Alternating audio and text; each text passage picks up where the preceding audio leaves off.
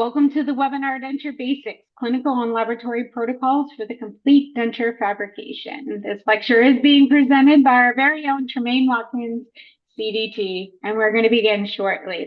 And now it is my distinct pleasure to introduce Tremaine Watkins, CDT. He is the Director of Strategic Education.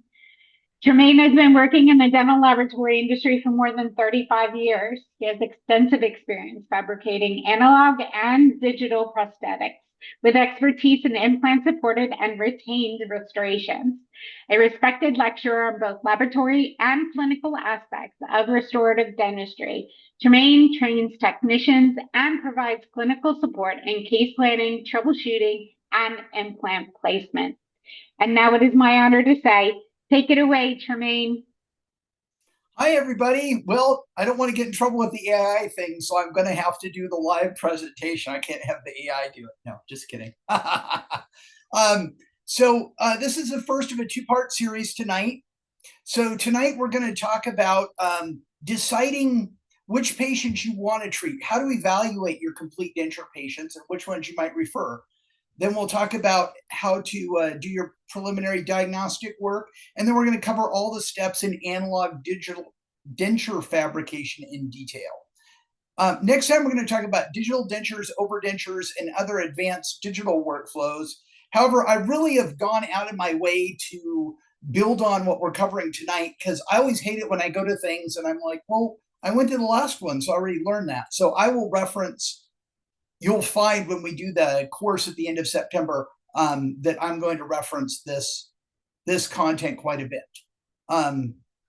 So that way you get new content both times. Feel free to ask any questions that you have during the presentation, as Jessica mentioned, and we can answer any of them at the end.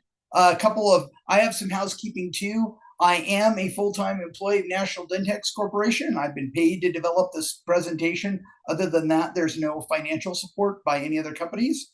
And that's what this slide says, basically. So let's jump into it. So I use this slide quite a bit because I feel like I've met people, clinicians who don't do any dentures. And this just reminds us that there are an awful lot of people out there in our communities who don't have any teeth and who could use our help. 90% of them do have a denture, which means 10% have nothing, which is not awesome. And I think this is a pretty important statistic here. 81% of patients are dissatisfied with their current dentures. So not only do you have a pretty sizable amount that need to be replaced just as they wear out, you have a lot of patients who could get a better result. The average practice, just based on numbers here, has 174 edentulous patients that could be treated. So this is just kind of doing some math with it. So if 81% of people are dissatisfied, that means there's about 42 million arches that people that could be replaced. You know, if you're looking at, you have about 10 million a year on a 5-year replacement. And so the volume of dentures that needs to be done is 5 times that of single implant crowns, and a pretty good chunk of the single crowns that are done every year. So this is sometimes it feels like a sideline. And I think what happens is it becomes core for some practices and not much for a lot of other practices. But if we incorporate this successfully into our practice, it could be a good, solid part of what we're doing and a good way to help people in our community. Why do them? You know, sometimes dentures, especially if we don't have a lot of experience with it, we can be like, this is difficult. Patients are frustrating. Why am I doing these things anyhow? Well, I guess you'd say there's humanitarian reasons and financial reasons. So I guess we can start with the humanitarian reasons first. We live in an era, as you guys know, with strong documented increases in people reporting isolation and loneliness. And poorly fitting dentures or dentures that don't allow people to speak well or make them feel self-conscious certainly aren't going to help with that. One of the things that we can do to help people is by giving them a good denture and helping them feel more confident and more successful in their social lives. Another thing is we are what we eat, as you know, and denture patients at best have 10% of a dentate patient's chewing efficiency. That's with a well-fit denture. So if the person has no denture or a poorly fitting denture, their health is going to be severely compromised by the food that they eat. There have been studies on that. I don't remember what the exact number was, but I remember the most striking was one that I saw that said that you lose a certain amount of months of life for every tooth that you're missing at the end of your life. So, getting our patients at least a good denture is a step in the right direction. From a business perspective, dentures can be a key part of your good, better, best presentation that you make to your patients. So you have an edentulous patient and you're like, well, your life would be better if you had teeth.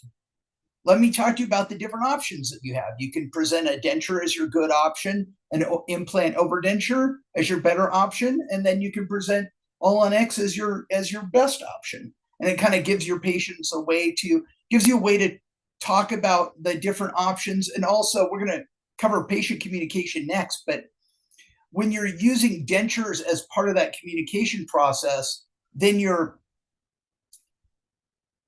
they say, oh, well, I don't like dentures because they move around. Okay, great. Let's talk about overdentures. Oh, well, those move a little bit. I don't want to move at all. Great. Let's talk about fixed All-on-X, or even removable All-on-X. So there's a really, from a financial perspective, this can be a big part of doing denture work, can be part of your pipeline for your All-on-X and implant business in your practice.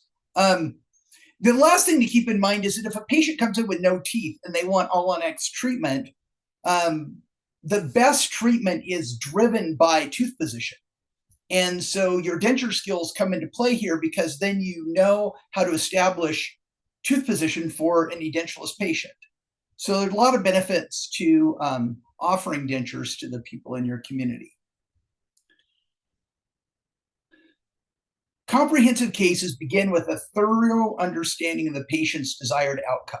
Now, you might say to yourself, this is kind of obvious, but what I found over the years, and I have a couple of cases that I remember from back in the 90s when I was still young, and those cases that went really awry fundamentally were communication problems. Obviously, there were some other technical aspects to it, but the worst cases I've seen over the years are ones where either the clinician didn't communicate with the patient, either understand what they want or tell them what the limitations were of what we could do, or we as the laboratory didn't communicate well with our clinician and it wasn't clear what we needed or what we could do. So we need to start by understanding the challenges that our edentulous patients are facing and what they hope to achieve. All of you have extensive education and experience, and it's easy to just, when you get a person in the chair, think, well, I need to do this and this and this, and kind of start developing a treatment plan without even really hearing from the patient. But one of the challenges with that is we can deliver an awesome solution for a problem that the patient either doesn't perceive or doesn't care about, and then miss what our patient is concerned about. Again, if you have a patient that's sitting in your chair and you guys are talking about stability, oh, I hate the way my denture wiggles around, and you look at their ridge and they have a flat ridge, then you know that making another denture for them isn't going to make any sense, because nobody's going to make a very, very stable denture with a flat ridge. So you can start talking to them about, implants and some of the other treatment options that they have. Likewise, when a person's talking about aesthetics and kind of how they want to look, that's very helpful because, with denture teeth, there's some flexibility where we put them, especially in the anterior region.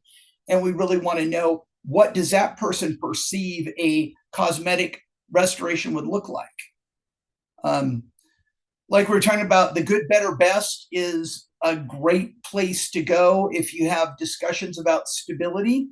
And one of the things I think that we can remember is that when we're communicating with patients, obviously we want to present the best options to them, and we prefer that they choose the best option. However, if they choose the option that we perceive as not as good, and they get the results that we told them that they were going to get. In other words, our person with a flat ridge, we tell them, we could do a screw retained prosthetic for you, and it would be very stable and comfortable, feel just like your own teeth. The person said, oh, it's too expensive, I don't want that. And then you say, okay, that's fine. And I will make a denture that is well adapted to your mouth, but because of your anatomy, it's not going to be as stable as perhaps you would like. So you finish the denture, it's not that stable. Person says the denture is not that stable. And you said, how about that? It's just like I told you. And so you're enhancing your own credibility either way. So I think there's value in having these conversations, even if they don't go exactly the way you want, because it gives you an opportunity to demonstrate your expertise for the patient. So we're going to focus on the best techniques to get predictable outcomes with analog dentures today. And then we're going to cover digital dentures, which kind of build on that foundation. For those of you that have done a lot in the digital world, you'll notice how even the user interface a lot of times is supposed to look like the analog process. So in other words, when you're setting the path of insertion on a digital case, they could have set it up any old way, but they make it look like you're putting your model on a surveyor. So you'll find that a good understanding of your analog workflow will really help. We'll build on that next time with the digital. One of my theories about dentistry is that every treatment that we're going to provide takes a certain amount of time from the beginning to the end. We don't really get to decide how much time it's going to take. What we get to decide is where we're going to spend the time. Do we want to spend more time at the beginning, kind of planning and setting up the case, and then having the case get more and more straightforward and taking less time as we go along? Or would we prefer to kind of jump into it and then adjust, figure it out as we go along? We all have to do the second one from time to time, but I'm kind of a fan of putting the time in at the beginning and having the case get more and more predictable. So that's the approach I'm going to take. We're going to talk about a 5-appointment process for analog dentures. So I get that this is a fair amount of chair time, but what I think you'll find is that if you follow this workflow, yes, you're spending a little more time at the front end, but you get to the point of doing the try-in and the delivery, and it doesn't take much time because you already know what's going to happen. So we're going to really focus on doing an excellent job with these first 3 appointments to make the 4th and 5th appointment go quickly and your patients be very satisfied. So one of the things that's really important with denture patients is it's nice to have an objective set of standards that you can look at to say basically how complicated is this case and how likely am I to have success with this, and how would I like to set thresholds for these patients I'll take care of and these patients I'll refer. Likewise, it's nice to have a system that you could present to the patient and say, because of these 3 considerations, your case is going to be a little more difficult. And as such, I'm going to refer you to a colleague of mine who has specialized training in this. What you'll find is that 80%, according to the American College of Prosthodontists that developed this, 81% of patients in a general dental practice are class 1. So you're still going to find that the majority of the patients who present in your practice who want or need denture treatment are ones that you can treat. You'll be interested, though, occlusion is a huge deal with this. And so we'll talk about that as we go along. So our ACP class 1 patients are ideal or moderately compromised patients. So let's talk about how you categorize these. When these standards were developed, the goal was to try to make them as objective as possible, so that it wasn't like, well, this one seems hard and this one seems easy. It's like things that you can measure. So the first measurement is of the mandible. Take a CBCT scan or radiograph and evaluate the total mandibular height at the lowest coronal apical distance. So for a class 1 patient, that'll be 21 millimeters or more. So you can look at the person and you can say, oh, it looks like they have a pretty good ridge. Okay. But if you take that measurement, then you can say, oh, they have 20 millimeters. So in that case, they'd be a class 2. Again, it gives you a nice objective measurement. We're going to talk a lot about occlusion, because occlusion is the oftentimes hidden problem behind denture instability. But when you set denture teeth, when you make a denture, the teeth have to be over the ridge. If they're not, you're basically creating a lever that's tipping the denture, and there's no way we're going to be able to create suction that is strong enough to resist occlusal force that's trying to tip our prosthetic. So the challenge with this is that if a person's class 3, then if they're skeletally class 3 with their denture, their teeth have to be set class 3. And obviously that creates functional challenges. And again, we'll talk about that a little bit more. So the class of occlusion is critical in the ACP classification. So obviously for a class 1 case, the person has to have class 1 occlusion. Our third evaluation is the visible ridge of the maxilla. We can't really do radiographic height. It was found that it wasn't a really effective measure. So instead, you kind of have to do a visual exam. So you want to make sure you have good anterior and posterior buccal vestibular depth, that you have nice palatal morphology, and that you have large enough tuberosities and a well-defined hamular notch, and no tori or extoses. That'd be a class 1 patient. And then you want to look at your muscle attachments primarily in the mandible. In your class 1 case, you'll have nice mucosal tissue, and you won't have major muscular impingement in the vestibular area.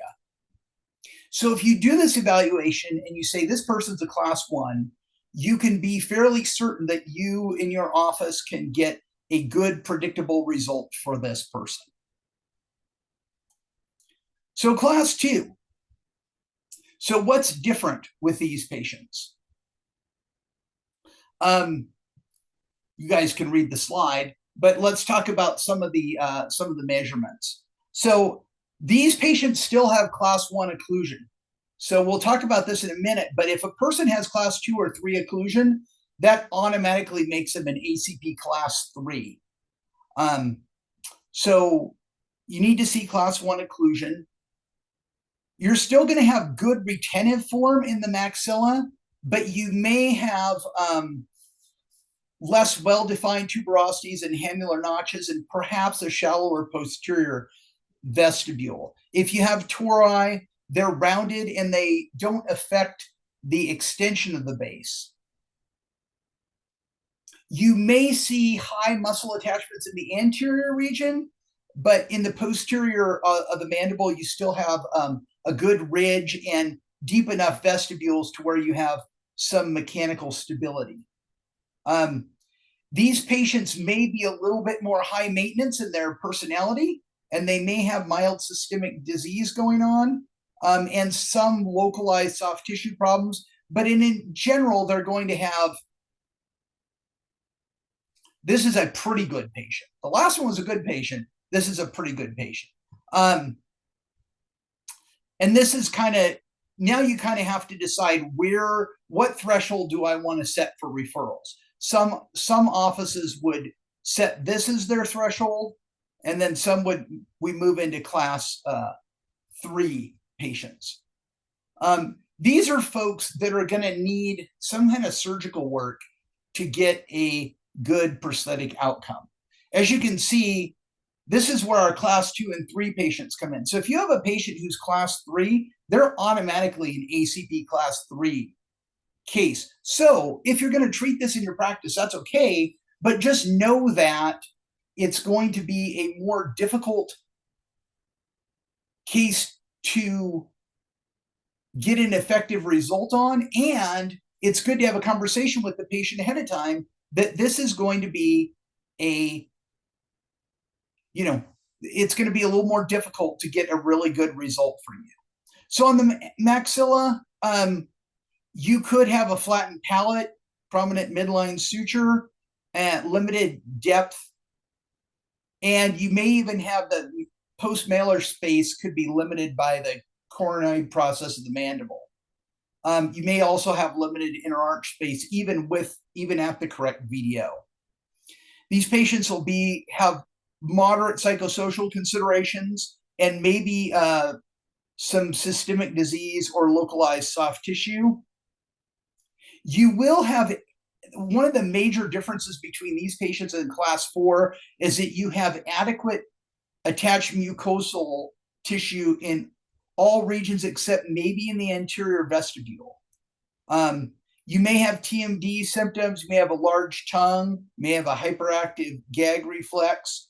The surgeries that tend to be done with the class 3 patient are hard and soft tissue procedures, small ones. Just an implant placement without augmentation, perhaps for a locator denture or something like that. Immediate denture potentially. And a lot of times these are the patients that most general practices are going to refer.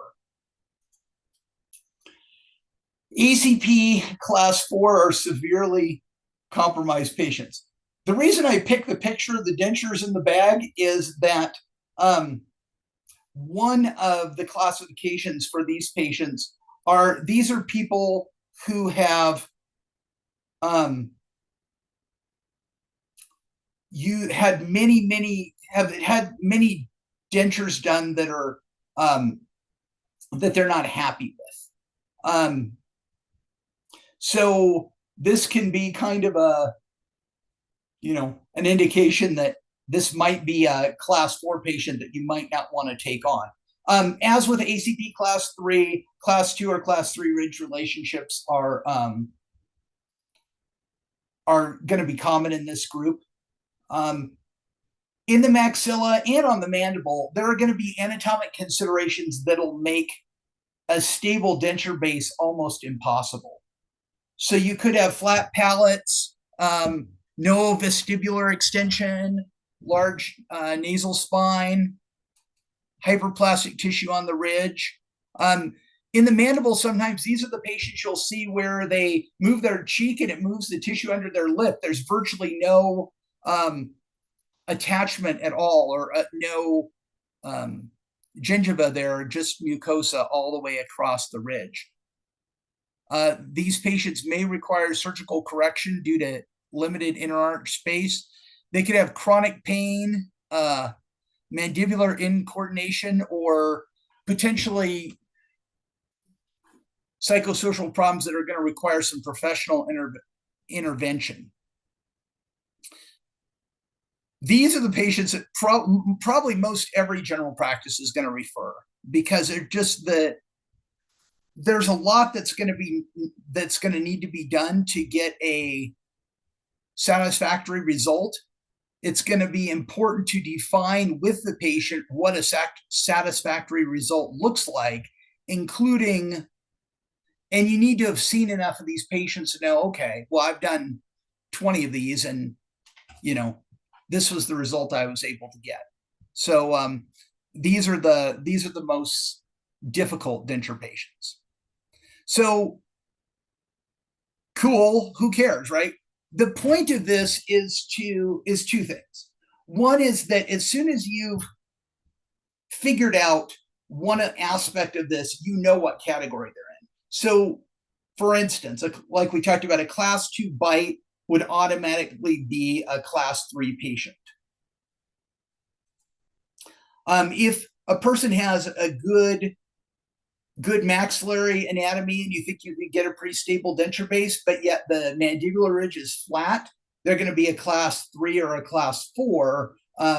You'll want to use the most, I guess, the most severe characteristics to classify the patients. And the other thing to keep in mind is this gives you a way to discuss with your patients why you're presenting them with a referral. I've evaluated you and I believe that you need additional expertise to get a really good result for your denture. So anyhow, take it for what it's worth. I thought it was pretty cool. So there it is. Pre-treatment evaluation. So you've gone through your ACP classification and you've decided that you want to treat this particular patient. The cool thing about doing this is you already have a pretty good idea of what the challenges are going to be when you're creating the denture from both a mechanical and a patient management perspective. I'd say there's 3 other things that you'll want to make a final decision about at this point. First, you want to decide about implants. Would the patient like to get some implants? Because obviously with the healing time, we want to get those in as soon as possible so that they'll be available to support or retain our restoration. Second, we need to look at where the patient is at now and get a good idea of how happy they are or aren't with the aesthetics and function of their prosthetic and have an idea of where we're trying to get aesthetic. And then we need to figure out the correct VDO. We are going to be doing the jaw relationship a little bit later, but it would be a good idea to know where we're headed with our VDO as soon as possible. So NDX Education has some great programs about all-on-X treatment. If I put that in here, that'd be way more than we could cover in our allotted time. So I'm just going to kind of skip over that for now. So when we're talking about implants in the context of this presentation, even though I have obviously an all-on picture here, we're going to be talking about implants that are used with attachments to retain a denture. Most commonly a locator denture. As I'm sure you've heard, the standard of care for mandibular denture is placement of 2 implants to stabilize the prosthetic. So we need within a practice, if you're going to be doing dentures, and if the standard of care is to get a couple of implants in, we need to have a defined process for getting those implants placed in a way that's helpful. And we kind of need to think about our provisionalization options. Most of the time we'll be just altering a patient's existing denture so it will sit over the implant while it's healing. But if the person doesn't have a denture and wants to get into one, you may decide that you want to do either place the implant, bury it, and then finish the new denture, the nice premium denture, whatever you want to call it, and then convert it chairside. Or alternately, you may decide, well, I want to get the patient into something like an immediate denture to let them evaluate things during the healing process and then get their denture fine-tuned once the implants are healed. So you kind of want to think about which of those options, make sure that you have a plan for all 3 and kind of figure out which one you get the best result with.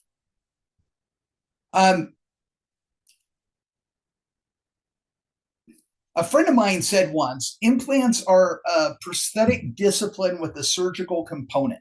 And I really like that because it reminds us yet again that for our patients, implants are a necessary evil. They didn't wake up in the morning and say, I wish I had a titanium screw in my head. They said, I wish my teeth were more stable. And that's why they're doing the implant. So we want to make sure that when we're placing implants, even with locators, which sometimes give us a little more flexibility, that we're providing some guidance for our surgeons so that we can patient, the surgeon, the restoring dentist can all be happy with the results that we get in the laboratory as well from those implants. This is an example of spending more time on planning and less time on fixing. Because again, the more parallel you get those implants, the less wear and tear there is on the attachment, the less often the patients are coming in. Some implant systems have hardened components, so their attachments last longer than other ones. So there's some good, even as much as you can be like, just drop in a couple implants, a little bit of extra planning here can create a much better prosthetic outcome. All right, enough about that. So let's talk about the aesthetic evaluation. And again, it begins with understanding what the patient's aesthetic goals are. And then once we've heard that and understand that, then we also want to make our own assessment. We'll need to talk about any limitations that we'll find, both in terms of function and phonetics, early in this process. And we need to take photos and study models of the patient's current situation, both as a reference for yourself and also to share with your laboratory. You can look at the person's existing teeth and figure out how they look. When the person has a relaxed lip, you should see 1 to 2 millimeters of incisal edge in general showing. We want to make sure the maxillary incisal edges contact the wet-dry line for better phonetics.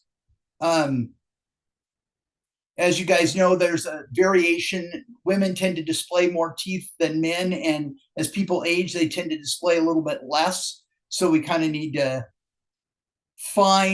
start with those standard guidelines, if you will, and then adapt them a little bit to the patient. We want to make sure that we make the dental and facial midlines coincident and that the incisal angle is perpendicular to the dental midline and parallel to the interpupillary line. If there are facial or arch asymmetries that are going to require us to vary from that, we want to talk about those with the patient, and we definitely want to work through those in the try-in process. There are a lot of people, the more you look at it, I find, the more I see these kind of asymmetries, and it's like, we need to do the best we can. We want our teeth to make the person's face look as good as possible. So while there is kind of the mechanistic line it all up, sometimes if the nose is a little bit off angle or the relationship of the chin's a little bit, we kind of want to look at the whole face and say, how can I put these teeth in here to make the person look as good as possible? Buccal corridor is a bigger issue with dentures than it is with other, let's say, fixed restorations, because we have to set the teeth over the ridge. If we don't, we won't have a stable restoration. So this can hurt you in two ways. One, if the person has an unstable restoration where the teeth were set for aesthetics rather than function, and you have to kind of talk to them about, well, that instability that you don't like is caused by the tooth position, and we need to change that. And then you also need to talk about crossbite if that's necessary. And like we were talking about, if you have a class 3 or a class 4 patient that you want to treat, talk about the implications of that in terms of how the teeth need to be. We'll probably need to use flat teeth. We'll talk about that a little bit later. But we need to talk through that. You want to talk about dental facelift. A lot of times people will want the flange of their denture a little bit thicker under their upper lip, or their tooth position a little bit more labial. And we'll need to make sure that the person can still close their mouth if they don't start drooling or whatever.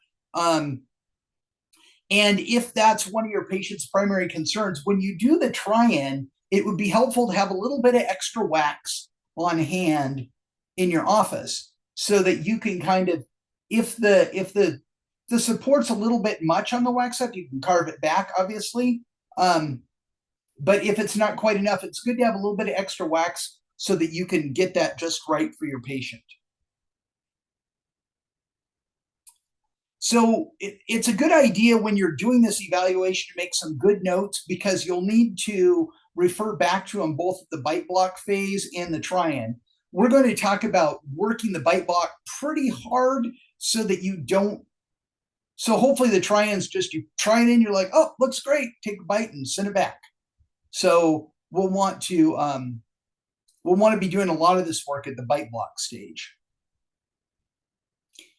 Also, if the patient does have an existing denture, it's a great time to make some measurements and say, I would like to lengthen number 8 1.5 millimeters incisally and reduce the length 0.5 millimeter gingivally or whatever. Take some very specific measurements on the existing denture. You'll have a study model. That'll be very helpful for your laboratory when you're doing the setup. And of course, we'll want to take some photos, low lip, or let's say relaxed lip, high smile, both frontally and in profile, so that we can see how the current teeth are interacting with the lip. Many of our denture patients will have lost vertical dimension of occlusion, and you're going to find a few that are over-opened with a problematic prosthesis.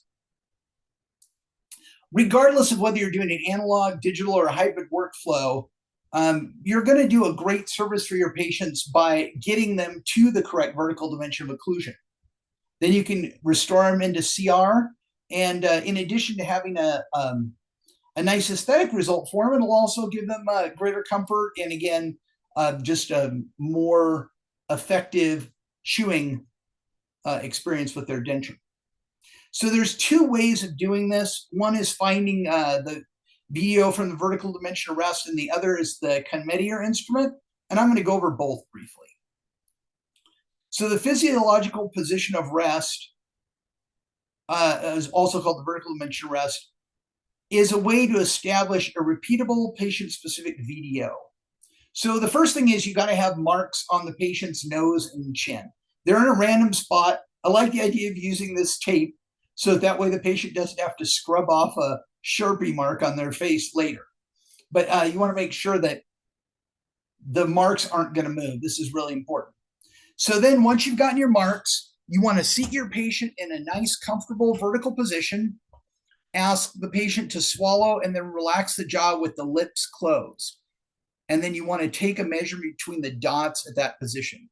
It's best if the person has any removable prosthetics to take them out, because this is a physiologic position, not a prosthetic position. So they can determine this position without any prosthetic, and it might be actually easier for them to do that. So when you can get a repeatable measurement, then that is the VDR. In general, unless you see a contraindication, you can subtract 3 millimeters from that to get the VDO. So then you'll have to figure out how to replicate that. If the person has a prosthetic, one really good way can be to use a leaf gauge and measure the number of leaves needed to increase the vertical to that point. If they're over-opened with their permission, and preferably with their signed permission, you can reduce their current prosthetic to get them to the correct VDO. And that can be very helpful because it allows them to kind of try that out while you're beginning their treatment. So anyhow, so you'll need to record the number of leaves that you're using. If the person doesn't have something and you can't use leaves, then you'll probably want to use the Conmedier instrument for that. And this is this thing has taken the All-in-X world by storm. And I know Kelly, who does a lot of our lecturing on iOS for digital dentures, has said this is really, really popular for digital dentures too. So the secret sauce on this is that it's been discovered that the distance between the corner of the eye and the corner of the mouth is always a certain proportion of the distance from the bottom of the nose to the bottom of the chin. So what you do to use this instrument is you have the patient sit again in a relaxed position up, and then you take a measurement from the corner of the eye to the corner of the mouth with this side. You lock it, record it in your chart.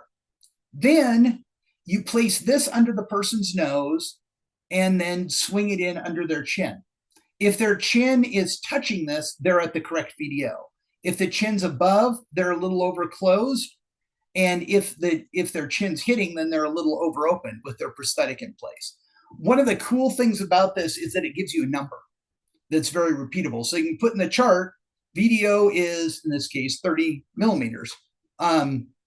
It's a little generic, I guess you could say, because it's assuming that everybody has the same proportions. But if you're not doing a lot of VDO measurements, this is a great way to just add that into your practice right away. So if you're not using either technique, I would recommend starting with this. I think you'll find it more predictable. So we've talked about patient selection, patient evaluation, and our pre-treatment planning. And now we want to talk about the analog denture process. I'm hoping that despite the fact that this is a 70-year-old process, there'll be some things in here, some little gems that you'll pick up that you didn't know before. I'm going to dig into the lab side pretty in depth. So I think you'll find some interesting things there. So your first appointment is your preliminary impressions of the arch or arches to be restored with the denture. You can do this at your evaluation appointment if you like, when you take your photos and your impression of the existing prosthetic. So the point of this impression is to give your laboratory enough information to make a custom tray. So why do a custom tray? The reason is that, except for a couple of exceptions, like the Mossad tray, for instance, stock trays are designed to take an impression of a dentate patient. So a lot of times the borders are fairly short and the amount of space up over the ridge is a lot. So when we take an impression with a stock tray, a lot of times we got to put a lot of impression material in there, and we're not getting a lot of support for our borders. And we'll talk about how we do border molding. It's pretty difficult to do border molding with a stock tray. And so there are some limitations to how well a analog denture can fit because of the polymerization shrinkage. We'll talk about this in a minute. But we don't want to add to that by having problems with the, what am I trying to say? Having problems with the fit from the impression. So we want to get a really, really good impression. So when you're taking this can be a relatively quick impression with alginate or an alginate substitute. We just want to try to get as much of the borders as we can, much of the palate as we can, retromolar pads, that sort of thing. And then either you or your laboratory can pour this up and your laboratory will make you a custom tray. The goal of the custom tray is to create a uniform amount of thickness, which is usually done with either a blockout like this or with a digital blockout if we're designing it. Since we're talking about analog today, I'll pretend like there's no digital lab steps either. So usually a double layer of base plate wax, and then your laboratory will cut out some little windows here, so that way there are stops in the tray to make sure you have the appropriate amount of space. Your lab will kind of carve in any of the areas that didn't quite capture in the initial impression, and then we'll build a tray that has about 2 to 3 millimeters short of the borders. That's our goal, because we want to make sure that you have space to do your border molding with your impression. And then once we're done fabricating, we usually fabricate it with a light curing material. Then we'll smooth it out, punch some holes in it, hit it with a little bit of pumice, and get it ready for you to take the impression. So your second appointment is going to be taking your master impression. As you know, for removable prosthetics, especially dentures, we want to take a mucostatic impression where hopefully we're capturing the tissue in the most passive state possible. One of the advantages to doing a border molded impression is that then the borders provide a stop, so that way we can get the most passive impression that we can. The more passive the impression, the more likely we are to avoid sore spots. So when you first see the patient, you'll want to try in the custom tray and make sure that it's 2 to 3 millimeters short of the border, and that it reaches the tuberosities and the vibrating line on the maxilla, and at least halfway up the retromolar pads on the mandible. Make sure you adjust any overextensions before you take your impression. Just a reminder of some of the things that we need in the laboratory to make a really good, stable prosthetic for you. On the maxilla, we need to capture, hopefully past the vibrating line, all the way into the hamular notches, the whole vestibule, the whole palate, any of the anatomy. when you're taking your impression, it's helpful if you use something like a Thompson stick to mark the vibrating line. So hopefully it picks up in your impression. That's one of those things that's really easy to see in the mouth when everything's different colors and textures, and not as easy to see on the model. So you can help us in the laboratory by marking that point. As you know, on the mandible, it's even more important. We need to be able to see the mylohyoid ridge, the vestibular extensions. The retromolar pad is important not only for stability, but also for the plane of occlusion on double arch case. We need to get that external oblique ridge so that we can make a nice stable denture. And then we need to see, of course, all the tissue attachment points around. If you can capture all that, then your laboratory can make you a nice denture. So now that you've trimmed your custom tray, you'll go ahead and paint the intaglio surface and the borders and 2 to 3 millimeters up the external surface with impression adhesive and let that set. Let's talk about how you do it on the maxilla first. While you're waiting for the material to set, you can it's a good time to coach your patients on how to do the border molding movements. So let's talk about doing it for the impression, but you can ask them to practice before. So use a heavy body material, sort of like Aquasil Ultra or something like that, and squirt it on the actual borders of the tray like this. Then you'll seat it on the maxillary arch and hold with medium pressure, and you'll have to hold the whole time.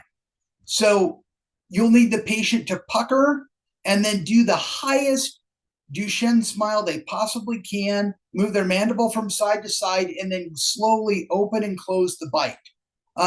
Depending on setting time, if you have the ability to go through that twice, so much the better. Once the impression's fully set, when you remove a border molded impression, you should have suction, even with just this little bit. If you don't, you may need to repeat the border molding. So once you get a good border mold, you want to paint the whole thing, including your border molded impression material, fill it up with a light body material, and then seat again with medium pressure and have them go through all the border molding movements again. Check for suction, and you'll want to have, obviously this is a monophase, this is rubber based, but you'll want to see good detail. See how this has all that nice detail and it's very smooth. The borders are fully captured. We don't always get border molded impressions in the laboratory. So if you've done the border molding, make sure you point that out to your lab, because it affects how we finish the case. So when we know that the borders of our model are exactly where they should be, most of the time we make our dentures a little bit short of that, but with a border molded impression, we're going to want to extend all the way down into the vestibular border, knowing that that's the exact position that'll work well with the patient's musculature, and knowing that we can get a little bit of extra coverage for a little bit more stability. For the mandible, same thing, paint it, put your material on the borders, and then with the mandible, you want to do the puckering and then do the Duchenne smile, and then you want your patient to raise their tongue as close to the roof of the mouth as they can and move it side to side, and then again open all the way. Slowly, do it twice. You're not going to get suction maybe in the same way, but when you're checking your mandibular impression, what you want to do is grab the handle and try to break the seal in the posterior. You should get some resistance there. That's kind of your suction test for the mandible. And then, of course, paint adhesive all over everything, put your light body in, and take your light body impression, doing the border molding again. And again, you're looking for detail. One of the things you want to watch out for with impressions in general is, and these in particular, is you want to see, this picture could be a little clearer, I realize, you want to see really good detail. If you see areas that look really smooth, those can be areas where the denture, where the impression just set up in space. It wasn't actually contacting the patient's tissue. So do keep an eye out for, and of course, flow lines, drags, all that stuff. If It is possible to realign the impression again, but if you do, you'll want to make sure you realign the entire impression. You don't want to leave the borders out, because if you get a seam, it'll your prosthetic won't fit hardly at all. It'll be terrible. So again, we kind of talked about this. You want to make sure if you're doing a manual mix, it's got to be perfect, since most of us are using auto mix materials these days. The main thing is make sure you express a little bit, like about at least a 1/4 inch of material onto a paper towel or something before you start filling the tray, just to make sure that you get a good mix on all your material. You want to make sure that your tray is really well filled. If there's areas under the tray that have a gap, when we put stone in it, the stone's going to collapse the impression in that area, and it'll prevent the prosthetic from seating. That's really important. Like we talked about, we want to have really nice adaptation of the impression material to the tray, impression material to the mouth, all that stuff. So you've got your awesome impressions. So you'll send them to the laboratory along with your study models, your posing, and your pre-treatment photos that you took beforehand. That's one of the nice things about capturing some of those at your evaluation appointment, is that then when you're doing your master impression appointment, you can just focus on getting that border molded impression and getting a really nice result there. So what happens to it in the laboratory? So we'll box it, pour the impression with lab stone, making sure that we capture all those borders, and then we'll survey the model and do the least amount of blockout that we can to make sure that the base plate will release from the model. This is a good thing for you to be aware of, because with analog processes, the fit of the base plate is not exactly the same as the fit of the final. So the final will fit just a little bit better. You're like, well, how much is a little bit? That's the problem. It's hard to say. You can ask your laboratory to leave the blockout wax on the model if you want. That would give you an idea. But the base plate should be very stable in the mouth. It just won't have suction unless you do a processed base plate. But anyhow, so there's a little bit of blockout involved. Then, and the base plate in the laboratory, will set it to our finished borders. So it does give you an opportunity to validate the borders. Then the wax will be added. In the absence of any other measurements, we usually do from the depth of the vestibule to the incisal edge of the wax up 22 millimeters in the anterior, or sorry, in the maxilla, and 18 on the mandible. And then we'll use our little rim former here to get the right shape, so that you don't get one of those bite blocks that hits in the back. We're trying to avoid that. So clean it all up and get it ready for you for your next appointment. So when you get your bite blocks back, you're going to do your VDO and your CR. So one of the things that people don't realize is that laboratories put a lot of stock in bite blocks. Like this edge of the bite block right here is right there is where we set the incisal edge of the maxillary anteriors. We set the teeth so that they're labial surfaces, or even with the wax, obviously we would set the necks here, midline, that sort of thing. But one of the things that you can do that's really important is you can contour the wax for proper lip support, proper incisal edge display, that sort of thing. It's one of those things that if you've never done this before, you'll be amazed how much better your setups come back if you contour the wax up a little bit, and especially if you let your lab know, hey, I've started contouring my wax ups. So set the teeth to the wax up and everybody will be happy. You want to make sure that the base plate is stable. If it's not stable, then I would recommend taking a reline impression inside it. If it's a little bit long, go ahead and trim any borders with a burr. If it's short, you need to evaluate. If it looks short on the model, you can mark on the model, hey, I need a little bit more in this area. If it's not short on the model, you're probably going to need to take another border molded impression, because we don't have accurate borders on the case. So now you get your VDO measurement that you took before, and I'll mention with the Conmed here because it's a little bit easier with that. So what you'll need to do is, let's pretend it's a double arch case. So the first thing you'll do is you'll trim your mandibular block so that millimeter or so shows so that the incisal edge is even with or slightly above the lower lip at relaxed lip position. And then you'll want to set the correct plane of occlusion. In the absence of any other information, generally you can go to the vertical midpoint of the retromolar pads. So then you can do any contouring you need to do to make sure that the lip is comfortable. And likewise, you can check your tongue space too. If the person's tongue feels a little bit constricted, you might want to trim the lingual a little bit. Now you're going to use your VDO measurement of choice, and you're going to start trimming the maxillary bite rim until the person can close to the exact vertical dimension that you need. You're not trying to get CR at this point. You're just trying to get the correct VDO. Once you get that, you can start shaping up the buccal wax, which, as I mentioned, is especially important. This area, you want to have good lip support. You want this to be exactly where you want the incisal edge. You want this to show the buccal corridor so that it leaves the appropriate amount of negative space.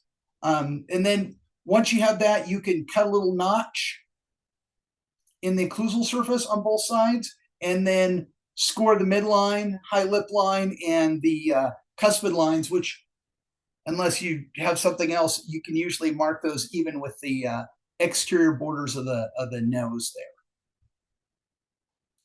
So now you need to capture your CR bite. So you have the bite blocks trimmed to the correct VDO. So now what you need is you need your patient to sit up nice and straight in the chair, relax, and then tell them to close on their back teeth. I mean, they'll say they don't have any teeth, so say pretend like the wax is teeth and close on the back. You can also ask them to touch the roof of the mouth with their tongue, or use by manual manipulation. So once they think that they're in CR, you want them to go ahead and swallow, hold the position and swallow as kind of a validation of that.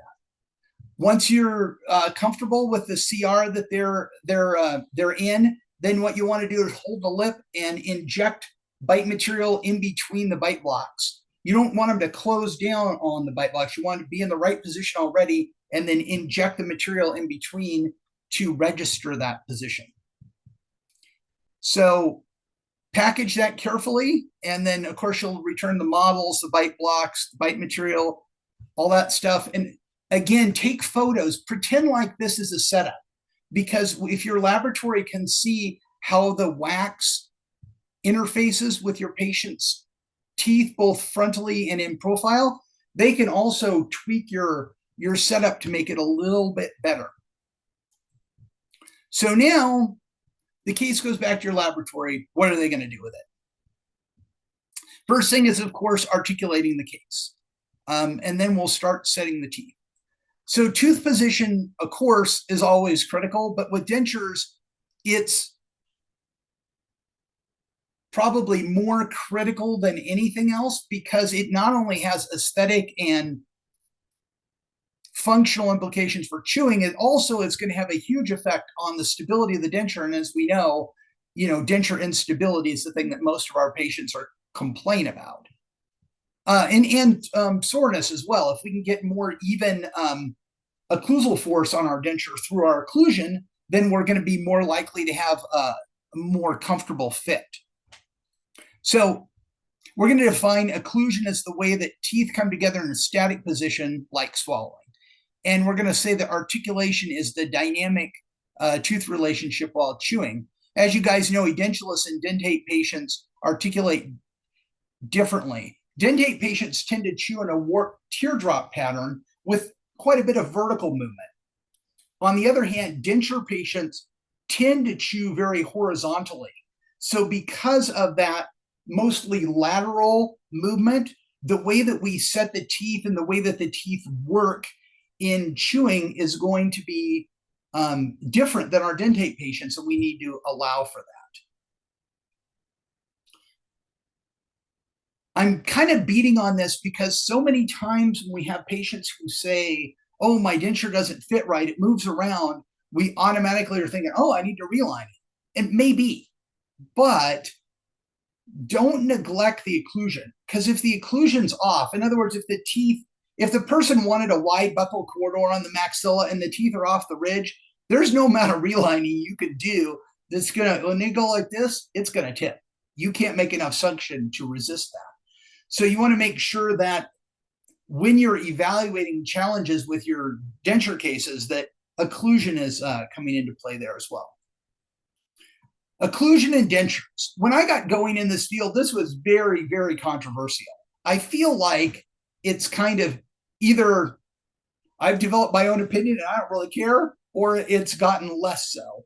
Because it used to be that everyone thought we need to have bilateral balanced occlusion. What bilateral balanced occlusion is this.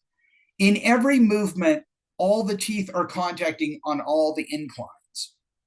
So that's a really cool idea in theory.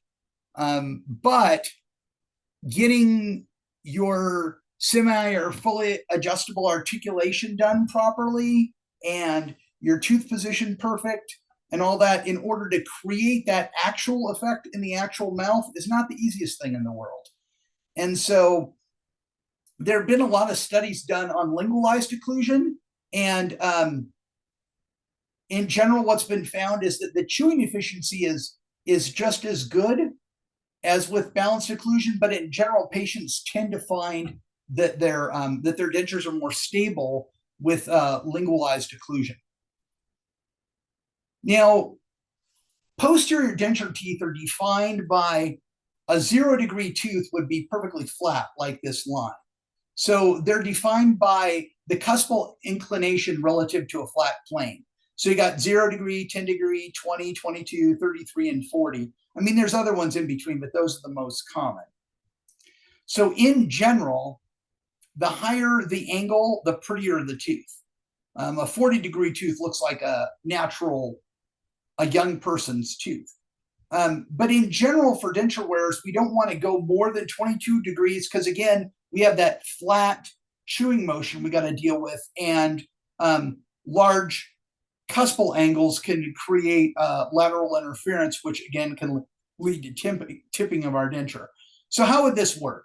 If we were trying to set this, we do a 22 and a 22 against each other, and then we carefully set them and equilibrate them so that they were functioning evenly all the time. Again, what's been found is even ones that look great on the articulator, perfect on the articulator, may not be perfect in the mouth because of the difference between an actual biological system and a mechanical simulation of it. So if you're doing lingualized occlusion, you might do a 10-degree tooth against a 22. So that way the maxillary lingual cusp works like the mortar and pestle setup, but you don't have any interferences on this cusp tip so that your function becomes more predictable for, again, better stability. Obviously, you'll need to decide what's most appropriate for your patients. And what you may want to do is, if you have a scheme that you like, share that with your laboratory because they can put that in your preferences, and that way you'll get it that way every time. And then you can just say, if I want something else, I'll note it on a per case basis. So where do we put our posterior teeth? The first thing is that posterior tooth position must be dictated exclusively by function if we want stable prosthetics. I guess I'll say this for the 50th time. We must set our posterior teeth over the crest of the ridge. Otherwise, we're creating tipping force. This is why we can't change the skeletal classification of a person with their dentures. We can't change them from a class 3 to class 1 without compromising the stability of their prosthetic. So, as I mentioned before, if you aren't able to mark the plane of occlusion on your bite blocks, your laboratory will use the incisal edges of 8 and 9 in the middle of the retromolar, the vertical middle of the retromolar pads to create the plane of occlusion. So make sure you capture those retromolar pads to help your friendly neighborhood technician. Even better, put the plane of occlusion on the bite blocks, and then we'll just set the teeth to that. The position of the mandibular posterior teeth is critical. We want the central dissectional groove directly over the crest of the ridge. That's really important. We also need to make sure they don't extend past the mylohyoid ridge on the lingual side, so we're not constricting that tongue space too much. And then, if we can, it's best to set the first molars on the mandible at the lowest point of the ridge, because generally that's going to give us the most stability. We have to be careful as well not to, as the picture, we don't want to come up the retromolar pad area.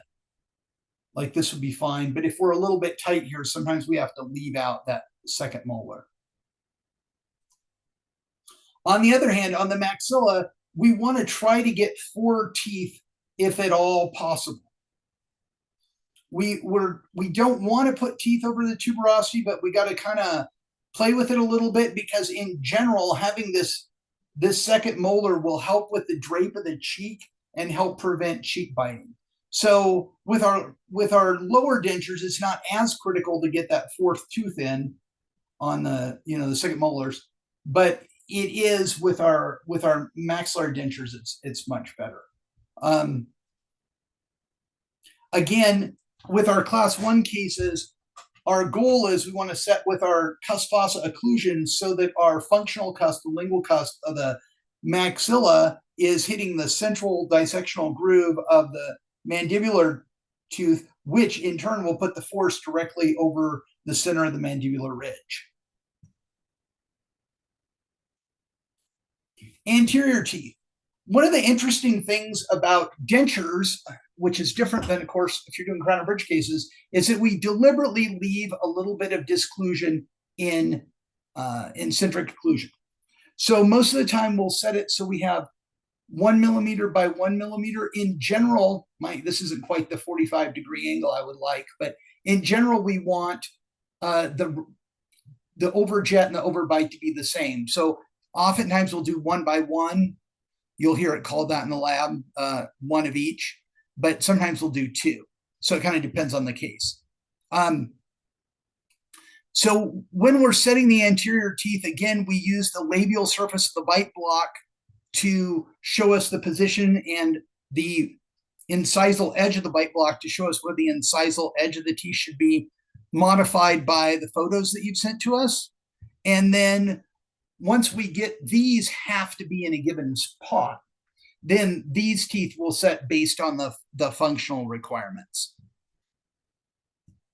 So yeah, again, the photos of the bite blocks, your patient might be like, why are you taking a picture of the wax? But you can see that if the wax is trimmed to where the teeth should be, taking pictures of the wax up is just like taking pictures of or a bite block is just like taking pictures of the setup in terms of how helpful it is. Here's a couple pictures that show how in the laboratory, how we set teeth with a plate. You can see that they colored on the teeth here, but when you do your setup, you draw a line from the bite block on the plate, and then you use that line to make sure that your teeth are in the right spot.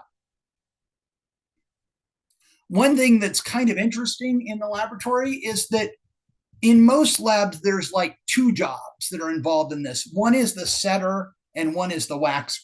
So the setter's job is to get all the teeth in the correct aesthetic and functional position, or perhaps I should say functional and aesthetic position. And then usually when the setter's done, the wax looks a little bit gooby. And then the beautiful wax ups that you guys see with all the gingival morphology and stuff like that, that comes from the waxer.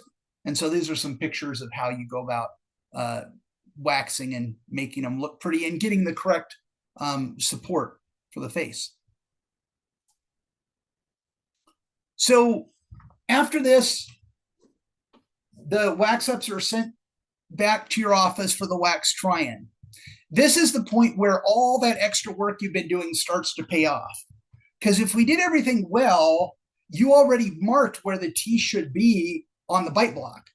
So basically, the point of this is to try it in and say, oh, looks awesome, good to go. You know, you want to take some time. I mean, you want to check your video, CR function, make sure we did what we were supposed to do, and that the measurements that you took were correct. Check phonetics, check your lip and cheek support, your buccal corridor, stability. The problem is the wax is soft, so you can only put so much force on it, but your patient can gently go through function and see how it works. In general, the base plate, the thing that's inside this setup, is the same one that was under your bite block, unless it had to be remade because of fit problems. So again, this is your last chance to kind of check the fit. It won't have suction, but it should be stable and it should be comfortable for the patient. If not, again, paint the internal with adhesive and do a reline impression. But you want to make sure that you need it. Because if you did a border molded impression the first time, your border molded impression will be more accurate than your reline inside your bite block. So it would be better to preserve that if at all possible. I always recommend, even if the bite looks good, take a quick bite over the try-in, because a lot of times people they're better able to bite on teeth than they are on bite block. It gives us the opportunity to fine tune that bite, because we're gonna remount it and check the interdigitation of the teeth one more time anyhow, so that way we can make sure that that the bite's perfect on the final. You kind of have to make a decision at this point. If you need a couple little tweaks to the case, we can go right to finish. But if you got to move the midline, change the plane of occlusion, things like that involve moving all the teeth, or if you're having like a specific phonetic problem or something like that, it would probably be prudent to do another try-in to make sure, because at the end of the day, after the try-in, if we don't have a magic process, you'll see what's involved in the real thing. But if we had a magic wand, what we want to do basically is just turn the wax into plastic. So we want to keep the teeth in the same position and all that stuff. Make sure you pack up your wax ups carefully, that they don't get damaged in transit. That's a big problem that we see in laboratories. All right, your setup went perfect because you've done all your planning, you've done all your steps. We're ready to finish the case. So we're going to do processing and finishing, we call it. So all of these are kind of a lost wax process where we take the wax pattern, bury it in some stuff, melt the wax out, and fill it with acrylic. So this is a metal one, but it kind of gives the idea. So there's a couple different processes, and we'll go through each one now, just for the sheer fun of it. So when dentures came out many, many years ago, lost wax heat processing was the way they were done. So it's been done for a long, long time. There have been advances in some of the polymers that we're using, but in a lot of ways, the process is not that different from what people were doing in the 40s and 50s.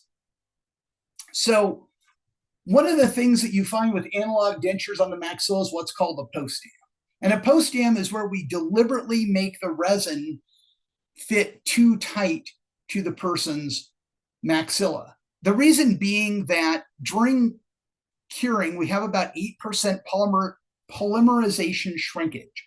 And so a brand new denture is going to have a slight gap to the tissue. And we need that seal for our suction.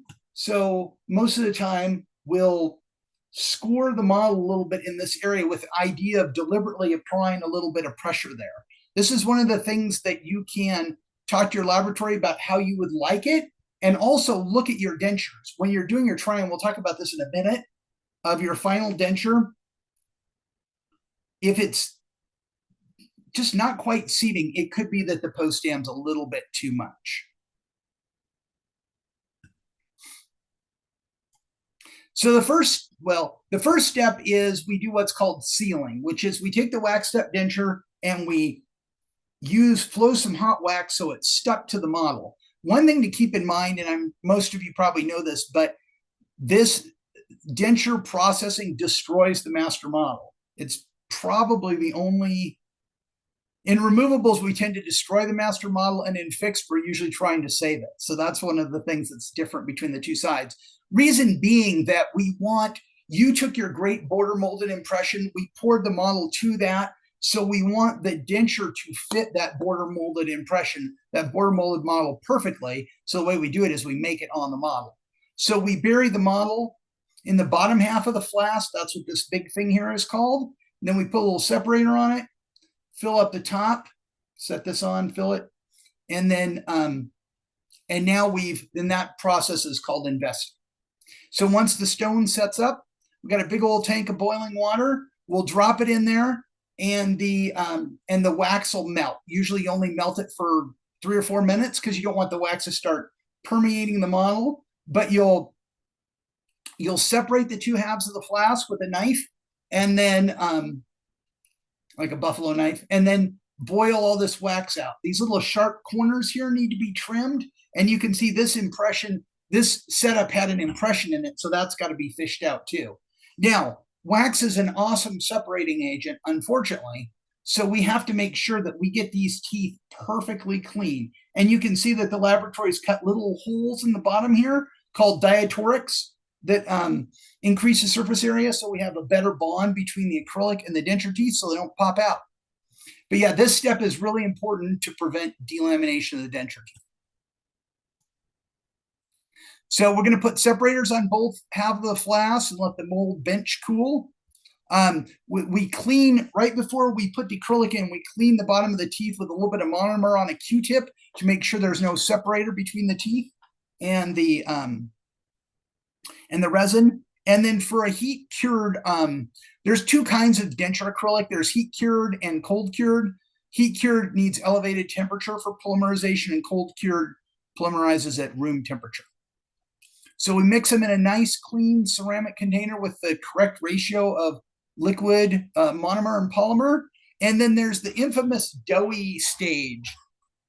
This is something that newer technicians takes them a while to get used to. When you first mix this is the stickiest, nastiest stuff in the world. You get it on most people wear gloves. You get it on your gloves and it's like, it'll never come off. But if you wait a little bit, it gets to a stage where it feels kind of like Play-Doh.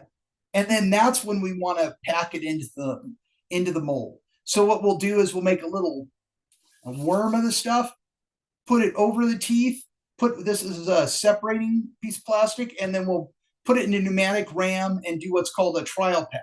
Take it apart, make sure it filled all the way, put a little more in, and then close it.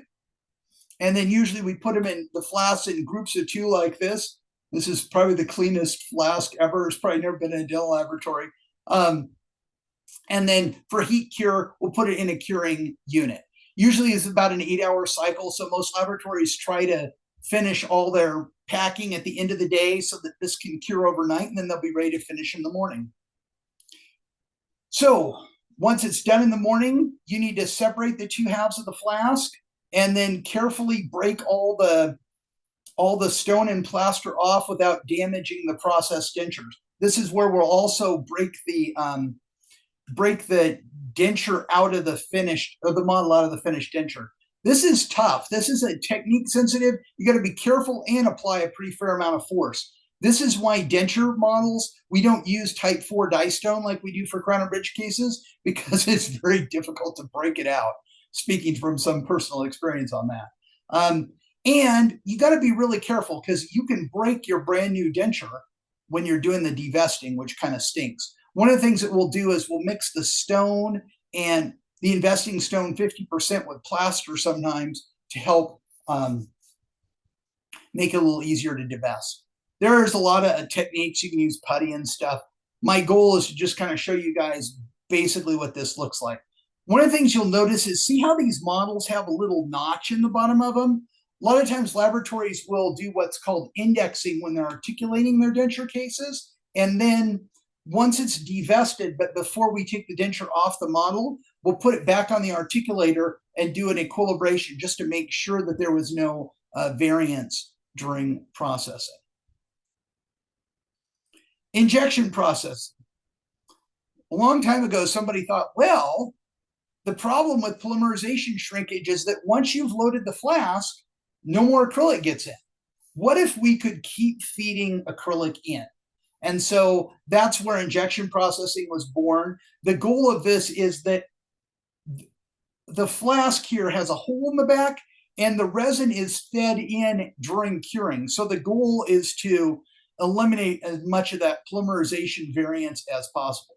It's not perfect, but it's definitely closer. I think most people would say that this is the highest evolution of heat processing. Let's say that.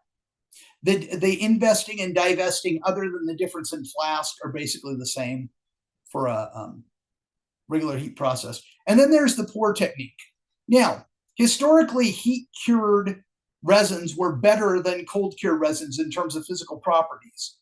But there have been advances in chemistry that have made these closer. And one of the things that you might not think about is how much force is applied to a denture to divest it.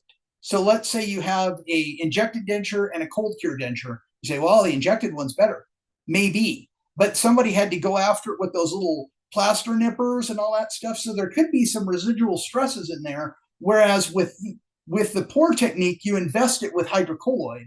So there's no force on it. Also, the hydrocolloid gets really, really good adaptation to the wax. So you tend to get a more precise shape.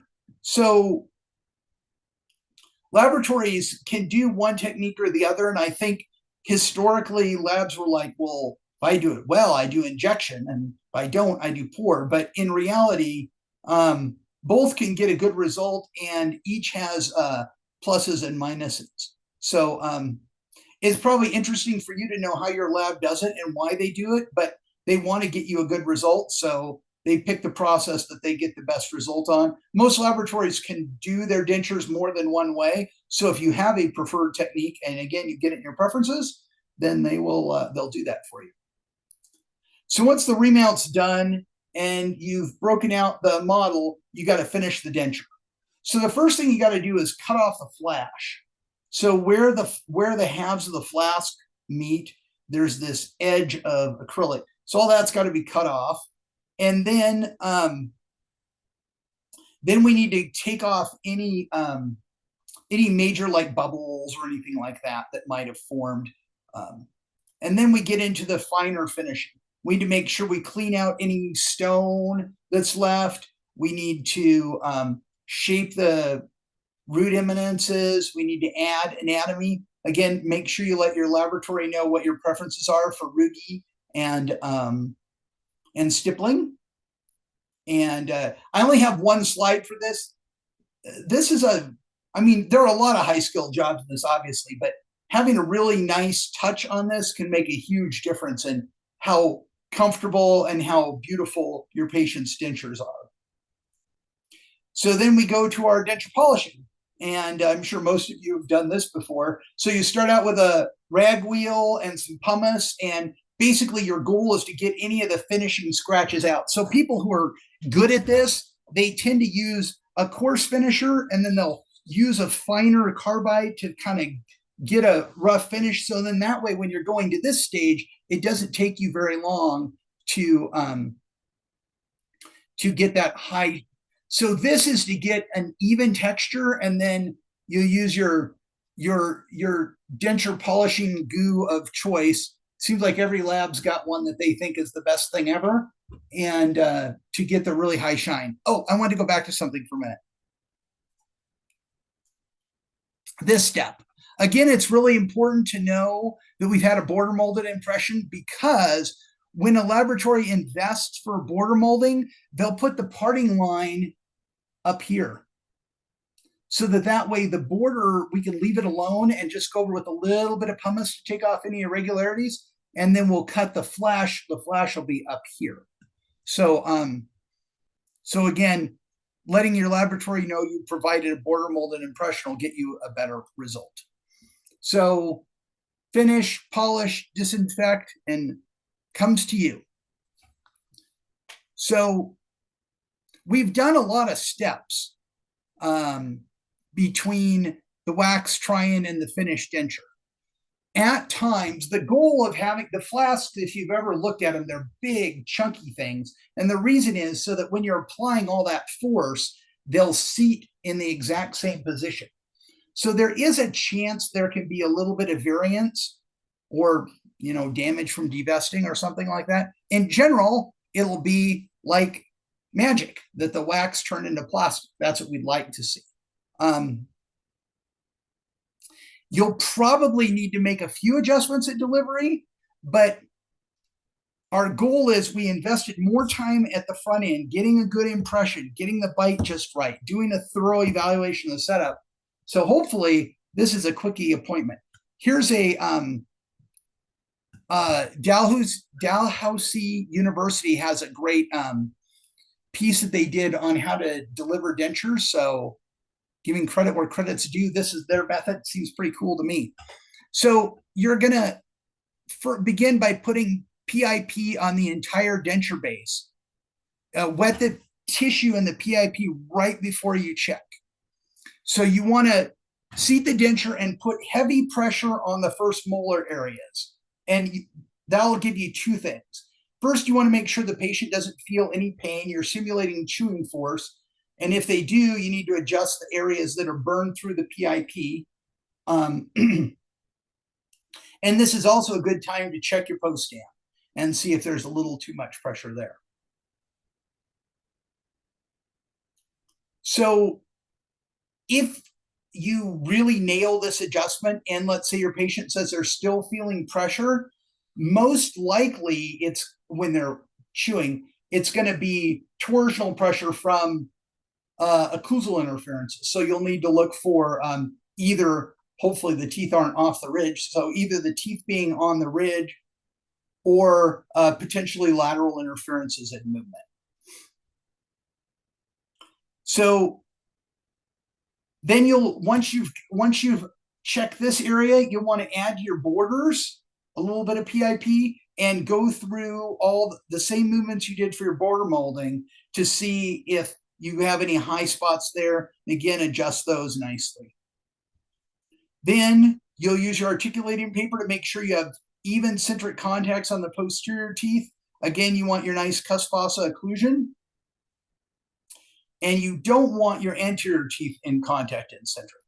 A good dentures should sound like knocking when the person closes together vigorously. So it should be kind of a deeper noise, not a real high-pitched kind of noise, because then you're probably not getting as even occlusion. Once your centric is good, then you want to adjust your excursives in one direction at a time. And so I'd go right, left first, then do your anterior.